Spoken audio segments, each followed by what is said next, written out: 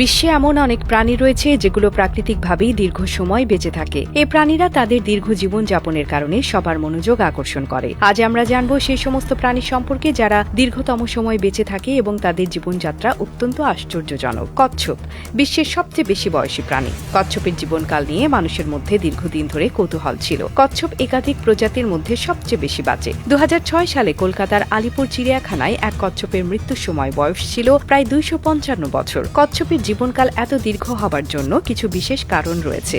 তাদের শরীরে এমন কিছু বৈশিষ্ট্য আছে যা তাদের বয়সের ভার বহন করতে সাহায্য করে। কচ্ছপের ধীরগতি ও নির্জন জীবনযাত্রা তাদের দীর্ঘ জীবনের অন্যতম কারণ। তাদের খাদ্যাভ্যাস ও জীবনযাত্রা তাদের বয়স বাড়ানোর মধ্যে সহায়ক ভূমিকা পালন করে।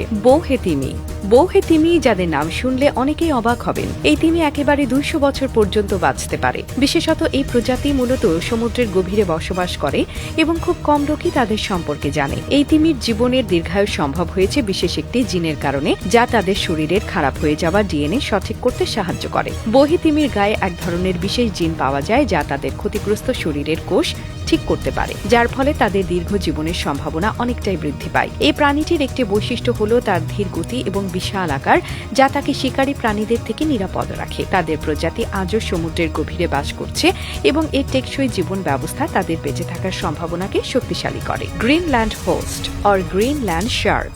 গ্রিনল্যান্ড হোস্ট বা গ্রিনল্যান্ড শার্কের জীবনকাল প্রায় 400 বছর পর্যন্ত হতে পারে। এটি বিশ্বের সবচেয়ে দীর্ঘকাল বেঁচে থাকা মাছগুলোর মধ্যে অন্যতম। এর জীবনের বিশেষত্ব হলো এটি সাধারণত ধীর গতিতে চলাচল করে এবং সারা জীবন ঠান্ডা জলেই বাস করে, যা তাদের দীর্ঘ জীবনের মূল কারণ।